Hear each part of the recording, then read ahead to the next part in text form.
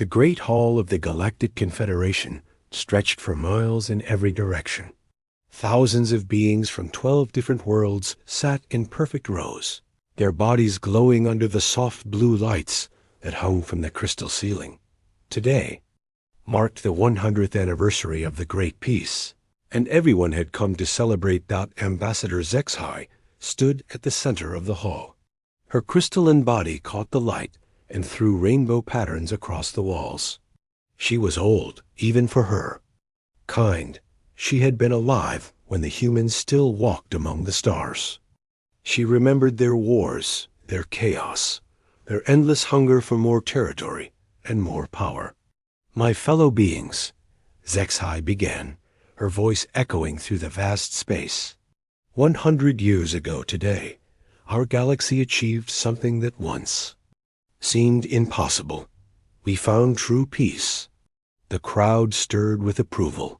Soft clicks from the insect-like hive creatures mixed with the deep rumbles of the rock-skinned Terrans.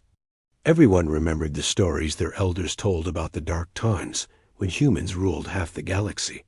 For too many centuries, we lived in fear, HFY continued. The humans spread across our worlds like a disease. They built weapons that could crack planets. They formed alliances one day and broke them the next. They started wars over resources, over territory, over ideas that made no sense to peaceful beings like ourselves. She paused and looked around the hall. Many of the younger beings had never seen a human. They only knew them from history books and old recordings, but the older ones nodded their heads. They remembered. They called themselves explorers and pioneers, HFY said, but everywhere they went, conflict followed. Their ships carried not just trade goods, but weapons. Their colonies became military bases. Their peaceful missions turned into invasions. A young Viridian in the front row raised one of his 4 arms. Ambassador, how did we finally stop them? The history books say they just disappeared. HFY smiled, though on her crystal face it looked more like light bending in a new way. The humans made the choice for us, young one.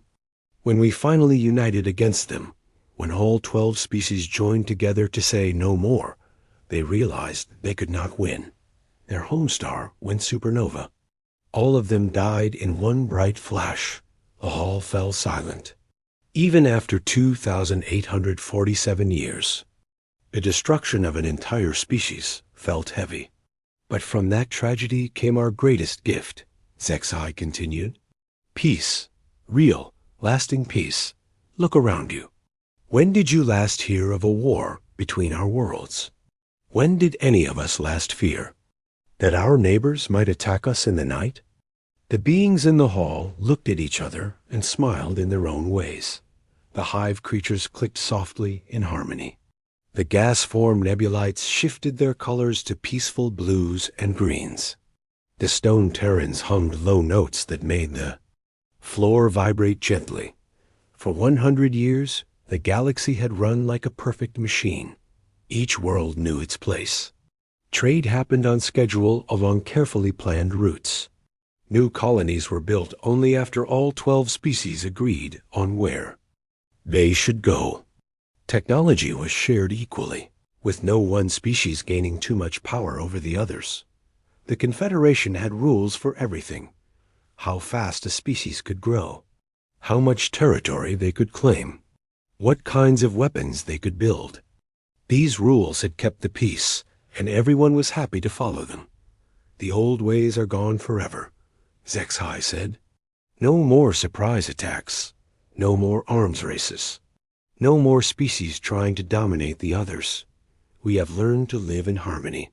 In the back of the hall, Captain Veltar of the hive species listened with only half her attention. As a border patrol officer, she spent most of her time in the empty spaces between star systems, watching for pirates or smugglers. But lately, her job had become almost boring. Crime had dropped to almost nothing. Pirates rarely attacked the heavily protected trade routes. Smugglers found it easier to work within the system than against it. Still, something had been bothering her for the past few months. Her sensors kept picking up strange readings from the outer rim of the galaxy. Faint energy signatures that appeared for a few seconds and then vanished. Her reports to headquarters were always met with the same response. Cosmic background radiation, nothing to worry about. But Veltar had been flying patrol ships for 50 years. She knew the difference between normal space noise and something else. These readings felt different. They had a pattern to them, like they were trying to say something. She had tried to get permission to investigate further, but her requests were always denied. The Confederation did not waste resources chasing shadows, her commander told her. The outer rim was empty space, far from any inhabited systems. Nothing important happened there, Dot. As Zexai's speech continued, Veltar thought about those strange readings. They were getting stronger each month, and they were coming from different locations. Almost as if something was moving out there in the dark between the stars. Today, we celebrate not just peace, but the wisdom that brought us peace, Zexai was saying. We learned that some prices are too high to pay. Some species are too dangerous to allow near civilized worlds. The humans taught us that lesson with their blood. The crowd cheered, but Veltar noticed that not everyone seemed happy. A few of the older beings sat quietly, their faces thoughtful. She wondered what they were thinking about. Our children will never know the fear we once lived with, Zexai continued. They will grow up in a galaxy where disputes are settled with words, not weapons. Where exploration means discovery, not conquest. Where peace is not just a dream, but a way of life. The speech went on for another hour, with representatives from each of the 12 species taking turns to speak about how wonderful their lives had become. They talked about scientific advances that helped everyone instead of giving military advantages. They talked about trade agreements that had lasted for decades without a single broken contract. They talked about art and music and literature that celebrated cooperation instead of conflict. But in the far reaches of the galaxy, beyond the outermost planets where the Confederation's sensors could barely reach, something moved in the darkness. Ancient machines that had been sleeping for thousands of years were waking up.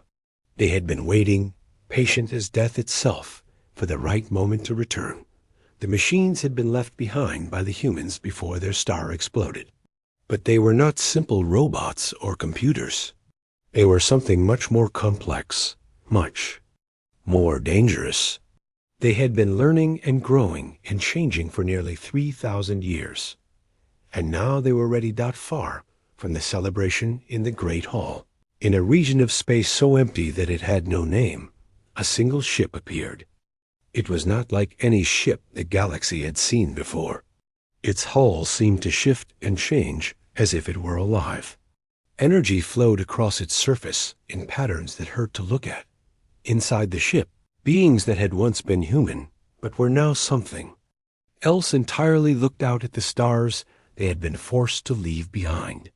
They had spent long centuries in the dark between galaxies, learning things that the Confederation could not imagine. They had grown strong in ways that would have terrified their ancestors. One of them, who might have been called a captain, if such terms still applied, looked at the readings from their sensors. The galaxy was exactly as they had expected to find it. Peaceful, ordered, weak. Begin Phase 1, the captain said, in a voice that no longer sounded entirely human. Let them know we have returned. The ship vanished as quickly as it had appeared, leaving only the faintest energy signature behind. The same kind of signature that Captain Veltar had been detecting for months. In the Great Hall, Ambassador Zexai finished her speech to thunderous applause. The celebration would continue for days, with festivals on every world in the Confederation. They would toast their peace, their prosperity, their perfect civilization. None of them knew that their long peace was about to end. 3 months after the great celebration, Captain Veltar received the call she had been dreading. 3 cargo ships had vanished along the Kepler trade route, one of the safest passages in the galaxy. The ships had been carrying simple supplies to mining colonies on the outer rim. Food, tools, medical equipment. Nothing valuable enough to interest pirates. Veltar stood in the command center of her patrol ship, studying the data on her screens. The missing ships had all sent normal reports right up until they disappeared. No distress calls. No signs of attack. They had simply stopped responding to communication attempts. "Run the search pattern again," she told her crew. The insect-like beings clicked their mandibles in acknowledgement and began scanning the area where the ships were last detected. The Kepler trade route passed through 7 star systems before reaching the mining colonies.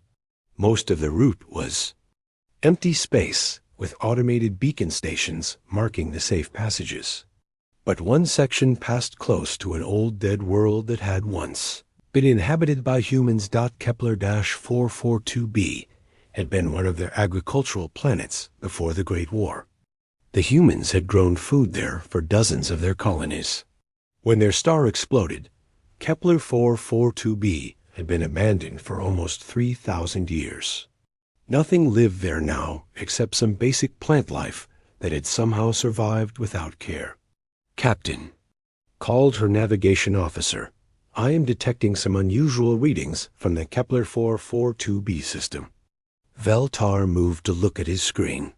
The readings were faint, but definitely artificial.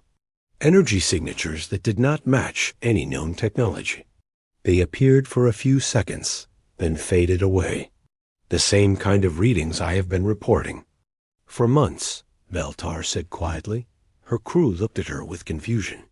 They had not been told about her previous reports or the responses from headquarters. As far as they knew, this was the first time anyone had detected such signals. "Set course for Kepler-442b," Veltar ordered. "We need to investigate." The journey took 18 hours. During that time, Veltar studied everything she could find about the dead human world. The files were old and incomplete. Most records about human colonies had been archived or destroyed after the peace began. The Confederation saw no need to keep detailed information about an extinct species, but what she could find painted a picture of a world that had once been very much alive. Millions of humans had lived there, growing crops that fed colonies across dozens of star systems. They had built cities and roads and spaceports. They had families and schools and hospitals. All of that was gone now. The humans had evacuated when the war turned against them, taking their people but leaving their buildings and machines behind.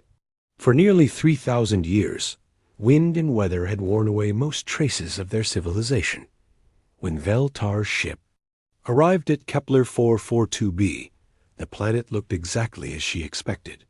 Brown and dead, with thick clouds covering most of the surface. Her sensors showed the ruins of old human cities, but nothing that looked active or dangerous. "Take us down to the surface," she ordered. "I want to examine the largest settlement."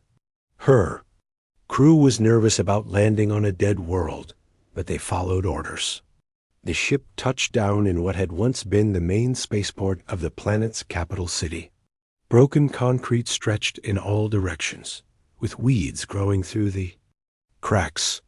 Veltar put on her environment suit and stepped outside.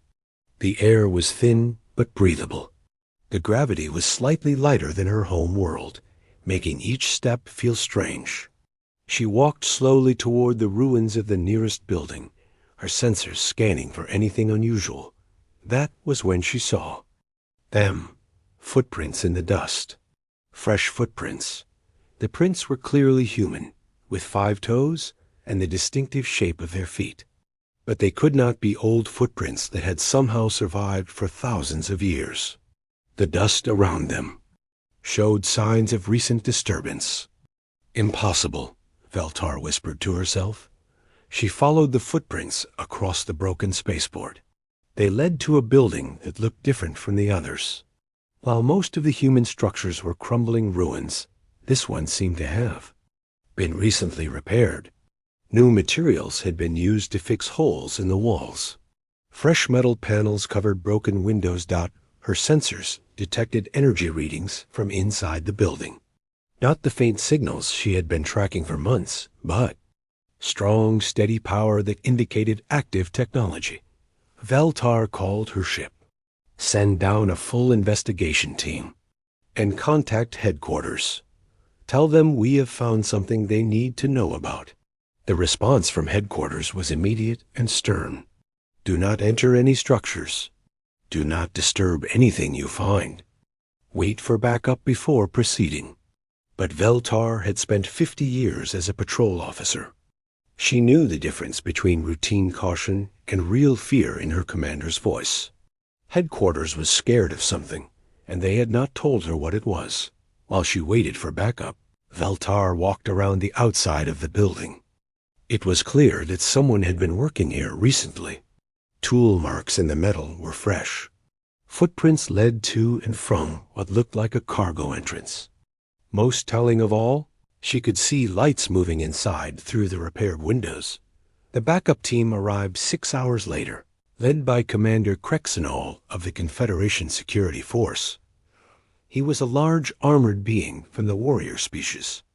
Of Erden Prime, his people had been among the fiercest fighters against the humans during the old wars. Captain Veltar, Krexenol said as he approached, you will return to your ship immediately. This site is now under military control. Commander, with respect, this is still my investigation. I found evidence of recent activity by unknown persons on a world that has been dead for 3,000 years. Krexenol's armor made a grinding sound as he turned to look at the building. What kind of evidence? Veltar showed him the footprints and the repairs to the building. She explained about the energy readings and the lights moving inside. As she spoke, she watched Krexenol's face change. The warrior was trying to hide his fear, but Veltar had learned to read the expressions of many different species. These footprints, Krexenol said slowly. You are certain they are human? Absolutely certain. I have studied human remains in museums. The shape is unmistakable. Krexenol was quiet for a long moment. Then he activated his communication device and spoke in a low voice to someone Veltar could not hear. The conversation lasted several minutes, with Krexenol asking questions and receiving answers that seemed to make him more worried. Finally, he turned back to Veltar. We are going to enter the building, but you will follow my lead exactly. Do not touch anything. Do not activate anything. If I tell you to run, you run immediately. They approached the building carefully, with Krexenol's security team surrounding them. The main entrance had been sealed with some kind of metal barrier, but the cargo entrance was open. They stepped inside and found themselves in a room that should not have existed. The space was far larger than the outside of the building suggested. The walls were covered with technology that looked human in design, but far more advanced than anything in the historical records. Screens displayed information in human languages, but the symbols and numbers meant nothing to Veltar. Most disturbing of all, the technology was clearly active. Lights blinked in patterns across control panels. Displays showed star charts of the local galaxy. And in the center of the room stood a machine that was doing something to the very air around it, creating ripples that hurt to look at. Commander, one of the security team called from across the room. You need to see this. They walked to where the soldier was standing near a large display screen.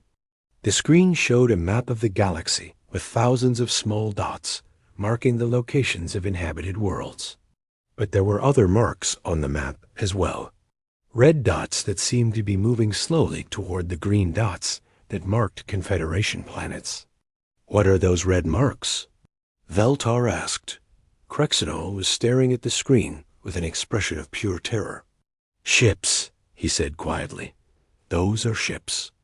And they are moving toward our worlds. Suddenly, every screen in the room flickered and changed. Instead of star charts and technical data, They all showed the same thing. A human face. The face was pale and thin, with eyes that seemed to hold knowledge of terrible things. When it spoke, its voice echoed through hidden speakers throughout the room. "Greetings," the face said. "I see you have found one of our monitoring stations. We have been watching you for some time now, learning about your peaceful civilization. It is quite impressive what you have built in our absence." Krexenol raised his weapon, but there was nothing to shoot at. The face was just an image on screens. "Do not be afraid," the face continued. "We are not here to harm you. We simply want you to know that we have returned. The galaxy has been quiet for so long, too quiet. It is time for things to become interesting again." "You are human," Veltar said, though she could barely believe the words as she spoke them. The face smiled, and the expression was not entirely pleasant. "We were human once, but we have learned much during our time away. We have grown beyond what we were when you last knew us, and we have been preparing." "Preparing for what?" Krexenol demanded. "For our return, of course. Did you really think you could erase us from the galaxy, and we would simply accept it? Did you think we would quietly disappear into history and leave you to enjoy the peace you built on our—" The emergency meeting of the Galactic Confederation lasted for 3 days. Representatives from all 12 species gathered in the Great Hall where they had celebrated peace just months before. But now the mood was very different. Fear hung in the air like a thick cloud. Ambassador Zexhai stood at the center of the hall, but she no longer looked confident and proud. Her crystalline body seemed dimmer than usual, and her voice shook as she spoke. "The reports from Kepler 442b have been confirmed," she announced. "The humans are alive. They have returned. And they appear to have technology far beyond anything we have seen before." A wave of angry voices rose from the crowd. Representatives shouted questions and demands. Some called for immediate military action. Others insisted the reports must be wrong. How could the humans have survived when their entire solar system was destroyed? Commander Krexenol stepped forward. The warrior's armor was scratched and dented from his investigation of the human facility. "I have seen their technology with my own eyes," he said. "It is definitely human in origin, but it has been advanced far beyond what they possessed 3,000 years ago." "Impossible," declared Elder Morgus of the Stone-Skinned Terrans. "We watched their sun explode. We saw their worlds burn. There were no escape ships, no survivors. The humans are extinct." "Then explain the footprints," Krexenol replied. "Explain the active technology. Explain the face that spoke to us from their screens." The hall erupted in arguments.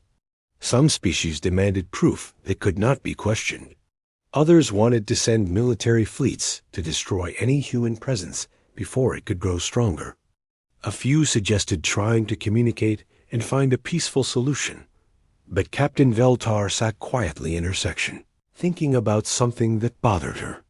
In all the reports and discussions, no one had mentioned the most important question.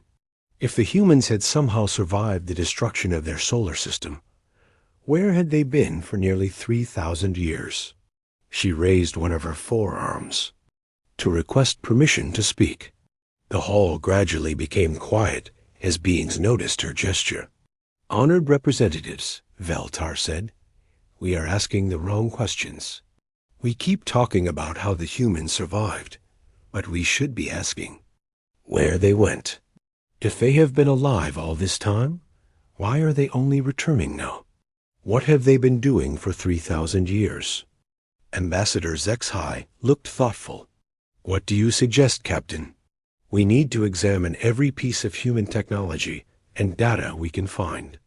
Not just the new facility on Kepler 442b, but the old ruins on other worlds. There might be clues we missed because we thought they were just dead history." Elder Morgus made a grinding sound that was the Terran equivalent of laughter. "Captain, we have studied human ruins for centuries. We know everything there is to know about their extinct civilization. With respect, Elder, we studied them as archaeological curiosities. We never looked for evidence that they might have had escape plans or hidden technology. We assumed they were gone forever. The debate continued for hours, but eventually the Confederation agreed to Veltar's suggestion. Search teams would be sent to every known human ruin in the galaxy. They would look for anything that might explain how the humans had survived and where they had been hiding. The first discovery came just 2 days later. On the desert world of Tau City Prime, researchers found a hidden data cache buried beneath the ruins of what had been a human research facility. The cache had been designed to activate only when scanned by advanced sensors, which explained why it had never been found before. When the data was decoded, it contained thousands of files about something called Project Exodus. Most of the files were heavily encrypted, but the basic outline was clear. The humans had been working on a plan to leave the galaxy entirely. Dr. Yelmin of the gas form Nebulites was the lead researcher assigned to study the files. She worked day and night to break the encryption, driven by a growing sense that time was running out. The energy signatures Veltar had been detecting were getting stronger and more frequent. Finally, Dr. Yelmin cracked the main project file. What she found inside made her change color from calm blue to alarmed red in seconds. The file contained a video recording made just days before the human sun exploded. It showed a human scientist standing in what appeared to be a massive underground facility. Behind him, strange machines hummed with energy that seemed to bend the light around them. "My name is Dr. Sarachan," the scientist said, looking directly into the camera. "If you are watching this recording, it means our plan has worked, and someone has finally found evidence of Project Exodus." Dr. Yelmin called for an emergency meeting immediately. Within hours, the top representatives of each species were gathered around screens showing the human recording. "The Confederation has given us an ultimatum," Dr. Chun continued. "Conform to their rules or be eliminated. They want us to stop exploring, stop growing, stop being human. They fear what we might become if we are allowed to continue developing." The faces of the watching aliens grew darker as they listened. They remembered those ultimatums. Their ancestors had indeed demanded that humanity accept limits on their expansion and technology.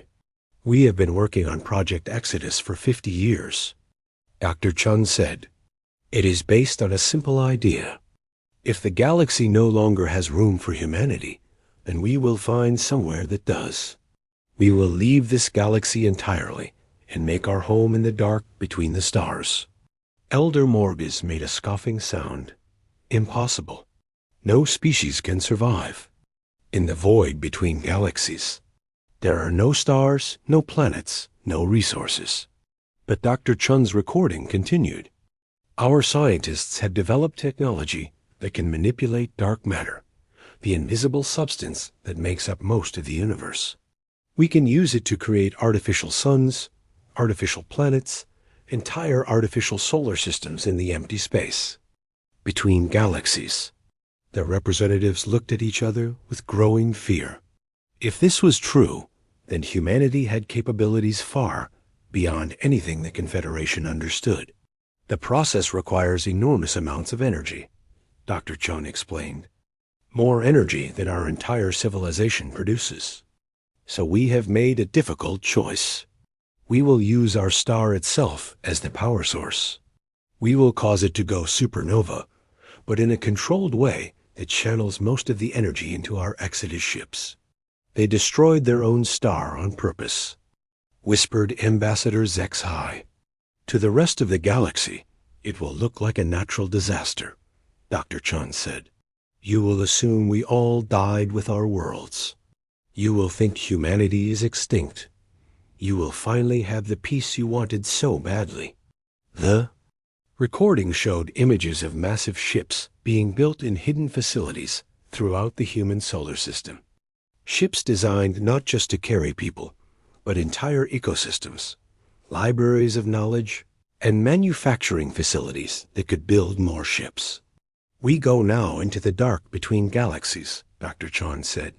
We will build new worlds in the void. We will have all the time we need to develop our technology and grow our civilization without interference.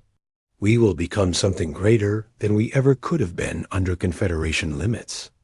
Dr. Chun paused and looked directly into the camera with an expression that made every watching alien feel cold.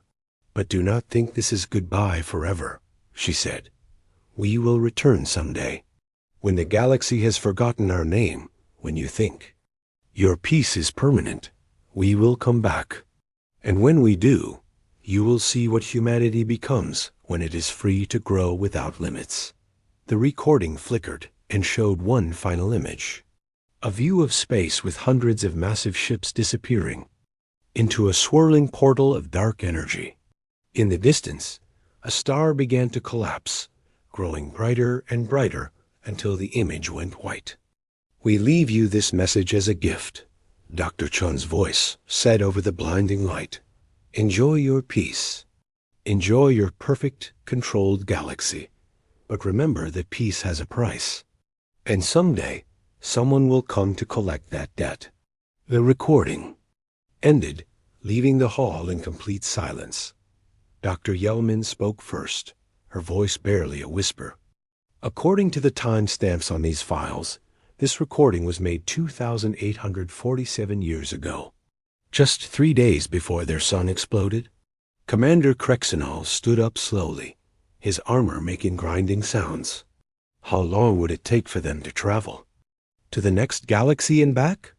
With conventional technology, millions of years, Dr. Yelmin replied. But if they really can manipulate dark matter, they could do it much faster, Ambassador Zexhai finished. They could have spent thousands of years in the void, growing stronger, learning things we cannot imagine. The representative sat in stunned silence as the full meaning became clear. The humans had not been destroyed 3,000 years ago. They had chosen to leave. They had spent all that time in the dark between galaxies, free from any limits or interference, developing technology and capabilities that the Confederation could not understand. And now they were coming back. Elder Morgus activated his communication device with shaking hands. Emergency message to all Confederation military forces, he said. Prepare for war. The enemy we thought was dead has returned, and they are no longer the species we remember. As the representatives began to leave the hall to prepare their worlds for what was coming, Veltar remained in her seat. She thought about Dr. Chun's warning about the price of peace. The Confederation had built. They came without warning on a Tuesday morning, Galactic Standard Time. 12 star systems across the outer rim detected massive objects emerging from the dark space between galaxies. The objects were so large that they bent light around them, making them difficult to see clearly. Admiral Krex Volume of the Erden Empire stood on the bridge of his flagship, watching the sensor readings with growing horror. He commanded the largest military fleet the Confederation had assembled in over 1,000 years. 200 warships from all 12 species, armed with the most powerful weapons their civilizations could build. It was not going to be enough. Admiral, his sensor officer called out, I am getting readings on the objects emerging near Vega system. Sir, these are not ships. They are cities, floating cities the size of moons. Krex Volume moved to look at the display screen. What he saw defied everything he knew about engineering and physics. The human vessels looked like they had been grown rather than built. Their surfaces rippled and pulsed like living skin. Energy flowed across them in patterns that hurt to look at directly. How many cities? He asked. 12 confirmed, sir. But there may be more. Our sensors are having trouble penetrating whatever energy field surrounds them. As they watched, smaller objects began separating from the massive cities. These were more clearly ships, but they moved in ways that made no sense. They seemed to appear and disappear, jumping from one location to another without traveling through the space between.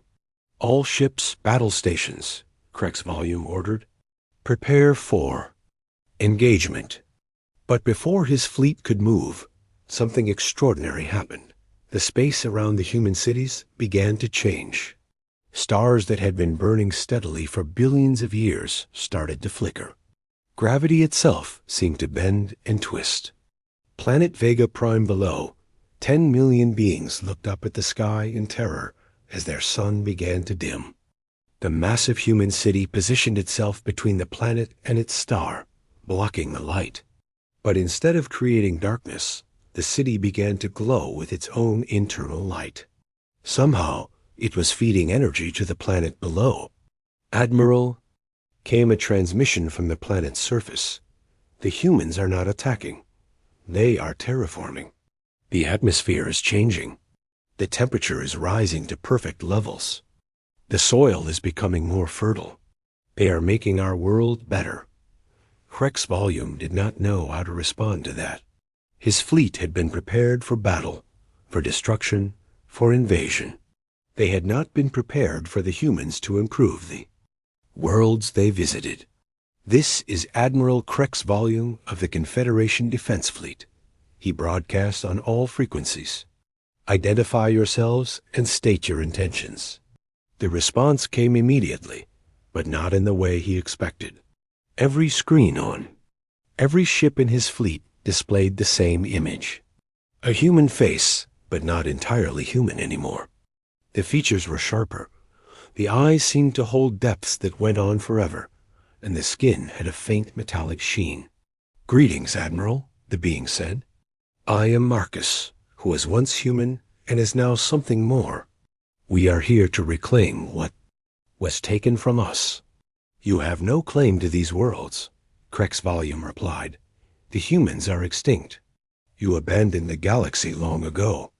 Marcus smiled, and the expression was not entirely pleasant. "We did not abandon anything, Admiral. We were forced to leave by species who feared what we might become. Now you will see what we became in the dark between stars." The screens changed to show images from across the galaxy. 12 human cities had appeared simultaneously in 12 different star systems. They were not attacking the planets below, but they were changing them. Atmosphere processors worked faster than any known. Technology. Gravity manipulators reshaped continents in minutes. Life support systems turned dead worlds into garden paradises in hours. "You see, Admiral, we learned something important during our exile," Marcus continued. "Violence is the tool of the weak. True power comes from the ability to change reality itself. We no longer need to conquer worlds. We simply make them better and claim them as ours." Krex Volume felt his hands shaking as he gripped his command chair. "You cannot simply take inhabited worlds. These planets belong to the Confederation." "Do they?" Marcus asked. "Let us see what the inhabitants think." The screens changed again, showing footage from the surfaces of the 12 worlds the humans had visited. On every planet, the native populations were emerging from their homes and cities to stare in wonder at skies that had never looked so beautiful, air that had never been so clean to breathe, soil that had never been so rich and fertile. Vega Prime, the bug-like hive creatures were clicking their mandibles in what their species called joy song. Their planet had always been barely habitable, too cold and dry to support large populations. But now the temperature was perfect. Moisture fell from the sky like gentle rain, and the ground itself seemed to pulse with life-giving energy. "Humans have given us paradise," came a transmission from the planet's governor. "In 6 hours, they have done what our terraforming projects could not accomplish in 600 years. Similar reports came from all 12 worlds. The humans were not enslaving the populations or forcing them to obey new rules. They were simply making life better for everyone. Cleaner air, richer soil, more comfortable temperatures, more abundant resources. This is not conquest. Krex Volume said, though he was no longer sure he believed his own words. No, Admiral, it is not conquest, Marcus agreed. Conquest implies taking something by force. We are not taking anything. We are giving gifts. We are showing the galaxy what we learned in the dark between stars. And what did you learn? Marcus' smile became wider, showing teeth that seemed to have been replaced with something harder and sharper than bone. We learned that there is no limit to what intelligent beings can accomplish when they are free from fear, free from restrictions, free from the small thinking that holds civilizations back. On the screen, images showed the interior of one of the human cities. Beings that had once been human moved through spaces that defied physics. They walked on walls and ceilings as easily as on floors. They manipulated energy with their bare hands. They seemed to exist partially in normal space and partially in dimensions that had no names. We spent 3,000 years in the void, Marcus explained. 3,000 years with unlimited resources and unlimited time to grow and learn and become. We mastered technologies that your species cannot imagine. We learned to reshape matter at the molecular level. We discovered how to manipulate the fundamental forces that hold reality together. Krex Volume realized that his weapons were useless. Even if he fired every missile and energy beam his fleet possessed, it would be like throwing stones at a mountain. The humans had become something far beyond conventional military power. What do you want from us? He asked. We want what we have. Always wanted, Admiral. Freedom. The freedom to grow and explore and become what we are meant to be. The difference is that now we are strong enough to take that freedom, whether you approve or not. The screens showed more images from the 12 worlds. On every planet, the human cities were extending tentacle-like structures down to the surface. But these were not weapons or invasion tools. They were offering gifts. Advanced technology that could solve hunger, disease, poverty, and environmental damage. Some of the local populations were accepting the gifts eagerly. Others were backing away in fear. But none of them were being forced to do anything. We offer partnership, Marcus said. We offer the chance to grow beyond the limitations your species have accepted for so long. We offer the chance to become more than you ever imagined possible. And if we refuse? Krex Volume asked.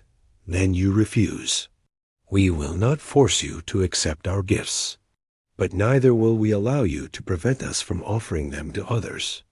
The days when the Confederation could dictate terms to humanity are over. As if to demonstrate their power, one of the human cities simply vanished. It did not fly away or jump to hyperspace. It simply stopped existing in normal space, leaving only empty vacuum where it had been moments before. Seconds later, it reappeared, directly in front of Krexvol's flagship, so close that he could see individual figures moving on its surface. His weapons automatically targeted the massive structure, but every targeting system reported the same impossible result. The city was simultaneously there and not there, real and unreal, existing in multiple dimensions at once. Your peace was built on our absence, Marcus said. But we have returned, and we are no longer the species you remember. We are what humanity becomes when it is free to grow without limits. We are the future of intelligent life in this galaxy. The city vanished, again reappearing at a safe distance. But the message was clear. The humans could go anywhere, do anything, appear and disappear at will. They had become masters of space and time itself. Admiral, came a transmission from his communications officer. We are receiving surrender requests from 6 of the 12 worlds the humans have visited. The local governments want to formally join whatever organization the humans represent. Krex Volume closed his eyes. The war was over before it had begun. The humans had won not through violence, but through demonstration of power so complete that resistance was meaningless. Marcus, he said, opening his eyes to look at the screen, What happens now? Now, Admiral, the galaxy learns what we learned in the dark. That there is. 1 year had passed since the humans returned to the galaxy. Ambassador Zexhai stood at the window of her crystal tower, looking out at the changed sky above her homeworld. 3 human cities floated in orbit above the planet, their biomechanical surfaces glowing softly in the darkness of space. Her world was more beautiful than it had ever been. The humans had cleaned the polluted oceans and repaired the damaged atmosphere. They had made the soil more fertile and the weather more predictable. Disease was almost unknown now. Thanks to medical technology, the humans had shared freely. But Zexhai felt no joy as she watched the alien cities in her sky. Beauty given by conquerors was still conquest, no matter how gentle the hand that offered it. "Honored Ambassador," came a voice from behind her. She turned to see Marcus, a human representative who visited her every day. He looked exactly as he had when the humans first returned, his features sharp and his skin holding that strange metallic sheen. "Marcus," she said, not bothering to hide the weariness in her voice. "Have you come for our daily lesson about the new galactic order?" Marcus smiled that unsettling smile. "I prefer to think of our conversations as discussions between colleagues. We are both trying to help our species adapt to new circumstances." Zexhai walked to her desk and sat down heavily. The chair had been a gift from the humans, made from materials that adjusted perfectly to her crystalline body. Like everything else they gave, it was wonderful and horrible at the same time. "Tell me, Marcus, how many worlds have joined your new order today?" 17 more systems have requested full integration," Marcus replied. "That brings the total to 412 worlds that have chosen to accept human guidance." "Chosen," Zexhai repeated. "An interesting word. Do they really have a choice?" Marcus sat down across from her, his movements perfectly graceful. "Of course they have a choice. We do not force anyone to accept our gifts. Many worlds have refused our offers of improvement. And what happens to those worlds? Nothing happens to them. They continue to exist as they always have. They trade with their neighbors, govern themselves, live their lives as they see fit." Zexhai studied his face, looking for signs of deception. But the humans had become impossible to read. Their expressions never changed unless they wanted them to. "But those worlds become isolated," she said, "cut off from the trade networks you control, unable to access the technologies you share with your willing partners, slowly falling behind as the rest of the galaxy advances beyond them." "That is their choice," Marcus said simply. "We offer opportunity. If they prefer to remain as they are, that is their decision to make." Through her window, Zexhai could see ships moving between the human cities and the planet below. The ships carried trade goods, but also human advisors who helped local governments make better decisions. Scientists who shared new technologies. Teachers who showed children how to think in ways their parents never could. The humans called it partnership. Others called it very sophisticated slavery. "How is Captain Veltar adapting to her new position?" Marcus asked. "ZEX single quotes HA." I felt a flash of anger. Veltar had been promoted to head of planetary security, a job that mostly involved making sure no one caused problems for the human administrators. The insect-like captain had accepted the position because the alternative was having someone less sympathetic to her own people take the role. "She is doing what she must to protect her people," Zexhai replied. "As are we all," Marcus said. "The humans learned many things during our time in the dark between galaxies. One of the most important was that peace requires active management. The old Confederation maintained peace through rigid rules and suppression of change. We maintain peace through careful guidance and the elimination of sources of conflict, by becoming the only source of power in the galaxy.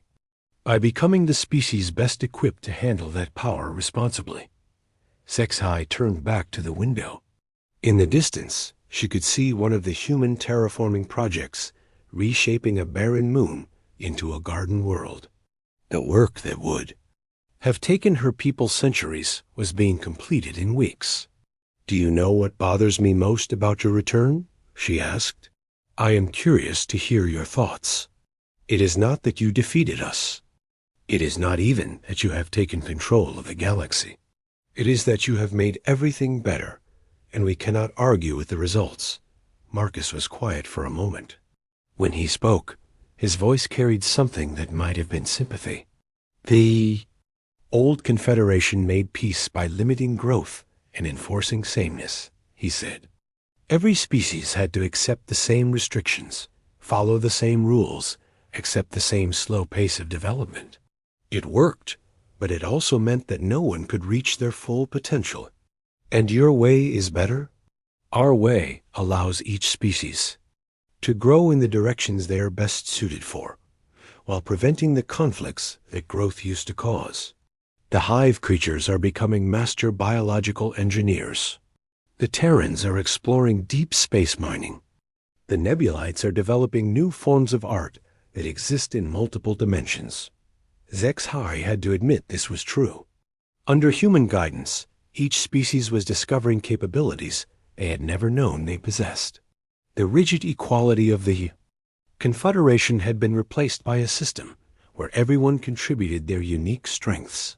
"But always under human oversight," she said. "Yes, because we are the only species that has learned to see the galaxy as a single system rather than competing territories. How convenient for you." Marcus stood up and walked to the window beside her.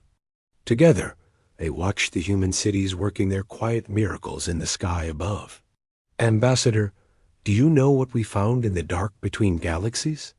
I assume you found ways to become more powerful than the rest of us. We found perspective. For 3,000 years, we had unlimited resources and unlimited time to think about what went wrong. Why the galaxy could not accept us. Why our growth always led to conflict." He turned to look at her directly. "We realized that the problem was not human nature. The problem was that we were trying to grow within a system designed to prevent growth. Every time we expanded, we threatened someone else's territory. Every time we developed new technology, we upset the balance of power. So you decided to become the balance of power yourselves. We decided to become the gardeners instead of the plants. A garden needs someone to tend it, to make sure each plant gets what it needs, to prevent any one species from overwhelming the others." Sci-Fi felt tired in a way that had nothing to do with physical exhaustion. "And if we do not like being gardened, then you are free to leave the garden. But most species discover that life is better with proper care and attention. On the planet below, the lights of the capital city were beginning to come on as the sun set. But these were not the same lights that had shone a year ago. Human technology had made them brighter, cleaner, more beautiful. The streets were safer, the buildings were stronger, the people were healthier. It was impossible to argue that life had not improved under human rule. "There is something else that bothers me," Sci-Fi said. "What is that?" "You are not the same humans we fought 3,000 years ago. You have become something else entirely. Something that thinks in ways we cannot understand. How do we know that what you consider good for us is actually good for us?" Marcus was quiet for a long time. When he finally spoke, his voice was softer than usual. "You do not know. You have to trust us. And trust, we understand, must be earned. How do you plan to earn it? By proving, day after day, year after year, that our guidance leads to better outcomes than the alternatives. By showing that we can be powerful without being cruel. By demonstrating that we have learned from our mistakes." Through the window, they could see families walking in the parks below. Children played games that human teachers had shown them. Adults worked at jobs that human technology had made safer and more rewarding. Elderly beings lived longer, healthier lives thanks to human medicine. The old peace was based on fear, Marcus said. Fear of change, fear of growth, fear of what might happen if any species became too powerful. Our peace is based on the understanding that growth is inevitable, but it can be guided in directions that benefit everyone. And if you are wrong? If your guidance leads us down a path we should not travel? Marcus turned back to her with that strange, unreadable expression. Then we will learn from that mistake as well. But we believe that the greatest mistake is to stop growing, to accept limitations, to fear what we might become. As the sun finished setting, the human cities began to glow more brightly, providing gentle light to the world below. HFY realized that her people had not seen true darkness in months. The humans had even taken away the night. "Will you stay for tea?" she asked, surprising herself with the offer. "I would be honored."